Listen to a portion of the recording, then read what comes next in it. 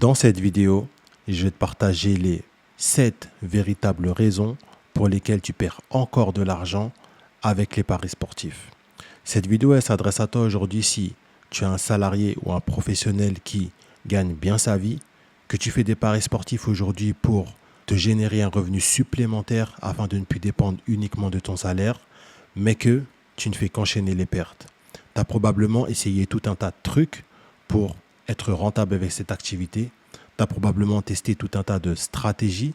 Tu as peut-être essayé de miser sur toutes les options disponibles, la victoire, la double chance, les matchs nuls, les BTTS, les overs. Tu as peut-être essayé de faire du live, de trouver des value bets pour avoir plus de rentabilité lors de tes paris.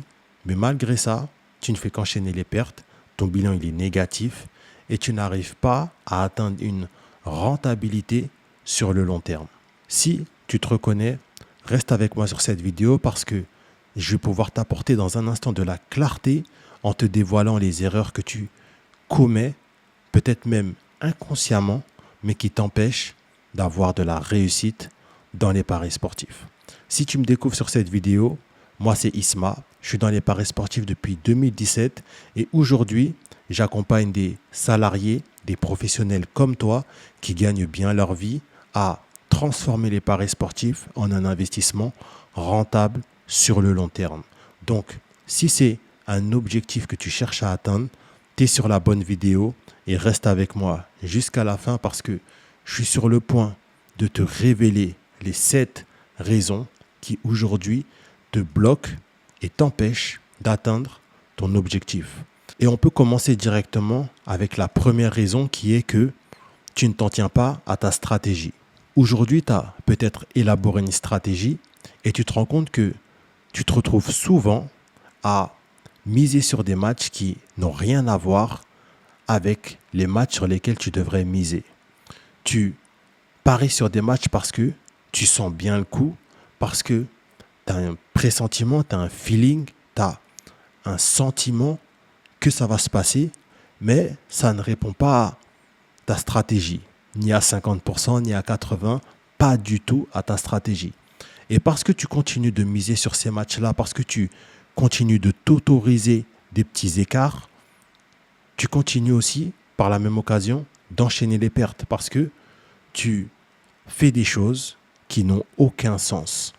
Et tant que tu n'auras pas la discipline de t'en tenir à ton plan, de respecter ton plan et de faire les choses que tu sais que tu dois faire, tu vas toujours continuer à avoir des résultats que tu ne veux pas avoir. Ce qu'il faut comprendre, c'est qu'aujourd'hui, sur un terrain, tu ne peux pas jouer à tous les postes. Tu ne peux pas être attaquant, tu ne peux pas être en même temps milieu, en même temps défenseur, en même temps gardien. Tu dois choisir ton poste de prédilection et travailler sur tes techniques pour pouvoir devenir excellent et devenir un joueur indispensable à l'équipe. Et c'est exactement pareil avec ta stratégie. Tu ne peux pas être partout parce qu'au final, tu es nulle part. Tu dois choisir une stratégie, rester sur cette stratégie, te tenir à cette stratégie, maîtriser cette stratégie, devenir excellent dans cette stratégie. Et c'est comme ça que tu vas pouvoir générer des gains sur le long terme avec les paris sportifs et grâce à ta stratégie. La deuxième erreur que tu commets sans doute, c'est que tu ne fais pas de journaling. Tu ne reportes pas après chaque match, après chaque placement que tu fais, le placement en question. Tu n'as pas un fichier dans lequel tu peux reporter toute ta data, à savoir la date du match, le match en question, l'option sur laquelle tu t'es misé, la cote sur laquelle tu t'es placé, le résultat que ça t'a donné, le gain que tu as fait et surtout les raisons pour lesquelles tu t'es positionné sur ce match. Et tant que tu n'auras pas un suivi, que tu ne vas pas tenir un journal, tu vas continuer de faire les mêmes erreurs parce que tu ne sais même pas quelles sont les erreurs que tu commets. Dans le business, il y a une phrase qui est très réelle qui dit que ceux qui ne se mesurent pas ne s'améliorent pas. C'est pour ça qu'aujourd'hui, tu vois des grands sportifs ou des personnes qui vont à la salle de sport pour travailler sur leur physique, mesurer leur performance. Elles traquent tout, le nombre de répétitions, les minutes de repos, le nombre de séries qu'ils font. Même sur l'alimentation, ils se retrouvent à tout traquer parce que c'est ce qui leur permet de pouvoir justement s'améliorer. Et aujourd'hui, si toi, tu ne traques pas, si tu n'as pas des données précises sur lesquelles tu peux t'appuyer pour pouvoir voir ce qui est bien fait, voir ce qui est mal fait, tu vas toujours continuer de faire les mêmes erreurs Et ça, c'est simplement parce que tu ne tiens pas un journal de paris. La troisième erreur que tu commets probablement, c'est que tu ne fais pas une revue quotidienne de tes placements et de ton plan. Aujourd'hui, si tu veux vraiment devenir excellent et maîtriser ta stratégie, savoir exactement quels sont les matchs que tu dois sélectionner, comment repérer ces matchs-là, comment faire une bonne analyse qui te donne la certitude, comment faire les bons choix par la suite, comment miser sereinement sur ces matchs, il faut que tu passes ton temps à retravailler les matchs sur lesquels tu as de la réussite encore et encore. Et je vais même aller plus loin parce que ce n'est pas uniquement les matchs sur lesquels tu as de la réussite qu'il faut travailler, mais c'est surtout les matchs sur lesquels tu as eu des échecs. Parce que le fait de pouvoir revoir tes placements encore et encore, ça te permet de pouvoir te corriger, ça te permet de pouvoir comprendre ce que tu as bien fait, ce que tu as mal fait, ce que tu aurais pu mieux faire. Et c'est comme ça que tu t'améliores sur le temps, en étant dans une constante remise en question. Donc, il ne faut pas te reposer sur tes lauriers, mais il faut que tu aies une routine qui te permet de toujours faire une revue de tes matchs pour toujours t'assurer que les choix que tu fais sont les bons et surtout que les matchs que tu prends répondent parfaitement à ce que tu cherches. La quatrième erreur que tu fais peut-être, c'est que tu cherches la validation d'autres personnes pour te rassurer sur tes placements. Peut-être qu'aujourd'hui, tu as un binôme avec lequel tu travailles tes matchs et lorsque tu trouves un match, tu lui envoies pour que lui puisse te donner son avis sur le match en question. Ou peut-être que simplement, lorsque tu as trouvé un match, tu le partages à tes potes juste pour dire « Ok, là j'ai trouvé une belle opportunité, il se joue dans tel championnat, c'est X équipe et je compte me positionner sur Y option. » Et du coup, qu'est-ce qui se passe? C'est que ces personnes-là, instinctivement, elles vont aller regarder le match en question et elles vont commencer à faire des commentaires sur ce match-là. Et leurs commentaires, ils vont t'apporter du brouillard. Ils vont commencer à te générer du doute et tu vas commencer à perdre la confiance que tu avais initialement sur ton placement. Et à la fin, tu te retrouves à changer, à ne plus du tout miser sur le match et c'est problématique. Pourquoi c'est problématique? Parce que ça génère de la frustration en toi. Parce que tu te rends compte que dans ces cas-là, 99% du temps, tu avais raison et ils avaient tort. Et c'est normal parce que tu demandes à des personnes qui n'ont pas ta vision sur le match, qui n'ont pas ta compréhension, qui ne sont même pas dans l'énergie dans laquelle tu travaillais l'opportunité, de travailler l'opportunité. Et eux, ils vont s'arrêter sur des points sur lesquels ils n'étaient pas forcément pertinents pour toi parce que tu sais pourquoi tu as sélectionné cette opportunité. Et tant que tu vas toujours chercher la validation parce que tu n'as pas suffisamment de confiance sur ton propre travail, tu continueras d'être parasité par les idées des autres et à continuer à faire des erreurs stupides encore et encore. Donc, fais-toi confiance et les placements, retravaille-les une fois que tu as le résultat pour savoir qu'est-ce que tu as fait du bien ou qu'est-ce que tu aurais pu faire de mieux. Et si par exemple, tu n'arrives pas à comprendre pourquoi tu as une erreur, alors à ce moment-là, tu peux demander à d'autres personnes en étant certain bien sûr qu'ils suivent la même stratégie que toi, qu'ils ont le même processus d'analyse, de recherche que toi. Pourquoi est-ce que tu n'as pas eu de succès? En leur expliquant ta situation, en leur expliquant que tu es revenu sur le match, mais tu n'arrives pas à comprendre, donc tu aimerais bien avoir un avis extérieur, et là tu vas en tirer beaucoup plus de valeur. La prochaine raison qui explique sans doute pourquoi tu n'as toujours pas de résultat, et cette raison, elle fait partie des prioritaires, c'est que tu n'as toujours pas compris ce qu'est vraiment les paris sportifs, comment ça fonctionne et comment toi, en tant qu'investisseur, tu vas pouvoir faire de l'argent avec cette activité. Ce qu'il faut comprendre, c'est quel est le but de deux équipes lorsqu'elles entrent sur le terrain. Est-ce que tu penses que le but de deux équipes lorsqu'elles entrent sur le terrain, c'est de jouer un nombre maximum de corners ou de tirer un certain nombre de fois dans le match? Non. Le but de deux équipes lorsqu'elles entrent sur le terrain, c'est de battre leur adversaire. Prenons un scénario tout simple. Imaginons que toi, tu as construit ton équipe à toi et que moi, j'ai mon équipe à moi et qu'on s'affronte. Ton équipe, elle affronte mon équipe. Toi, quel va être ton but avec ton équipe? Ça va être de me battre, moi et mon équipe. Et moi et mon équipe, ça va être la même chose. On va tout faire pour vous battre. Donc, lorsque deux équipes elles entrent sur le terrain, Leurs intentions, c'est de battre leur adversaire. Une fois qu'on comprend ça, il faut se demander qu'est-ce que ces équipes doivent faire pour pouvoir battre leur adversaire. Donc, ce que ces équipes doivent faire, c'est simple. Elles doivent transpercer les filets de leur adversaire au minimum une fois. Parce que tant qu'elles ne mettent pas de but, il n'y a pas de victoire. Tant qu'il n'y a pas de victoire, il n'y a pas de gagne. Maintenant, toi, en tant qu'investisseur, qui mise son argent pour le faire fructifier, c'est quoi le plus intelligent? D'aller miser sur un nombre de corners, d'aller miser sur un nombre de tirs dans le match, ce que tu ne peux absolument pas prédire, ou de miser sur le but d'une équipe parce que tu sais que c'est ce qu'elle doit faire pour pouvoir aller chercher la gagne. Là, tu es beaucoup plus intelligent. Là, tu es beaucoup plus smart et là, tu as beaucoup plus de chances de pouvoir être rentable sur le long terme. Pourquoi? Parce que tu mises sur le pourquoi les équipes entrent sur le terrain. Et là, tu as beaucoup plus de levier, tu as beaucoup plus de chances d'être successful avec cette activité et surtout de pouvoir enchaîner les gains sur le long terme. Donc, tant que tu ne comprends pas ça, tant que tu n'intègres pas cette notion et que tu continues à miser sur tout et n'importe quoi, sur des options qui n'ont absolument aucun sens, alors tu continueras à avoir des résultats qui n'ont aucun sens et à faire des erreurs que tu pourrais arrêter dès maintenant si tu intégrais cette simple notion que je viens de te partager. La prochaine erreur que énormément de personnes commettent, c'est qu'ils sont beaucoup trop euphoriques lorsqu'ils voient un match. Ils voient une affiche et sans aucune explication, ils sont déjà en train de se faire des films. Et le pire, c'est qu'ils se convainquent que les films qui sont en train de se faire sont la réalité et que c'est ce qui va se passer dans le match. Et c'est problématique parce que tu te retrouves à miser sur des matchs sur lesquels il n'y a aucune raison de miser dessus. Simplement parce qu'à un moment donné, tu as eu une émotion trop forte et que tu n'as pas su maîtriser cette émotion, que tu n'as pas su contrôler ta propre psychologie de parieur.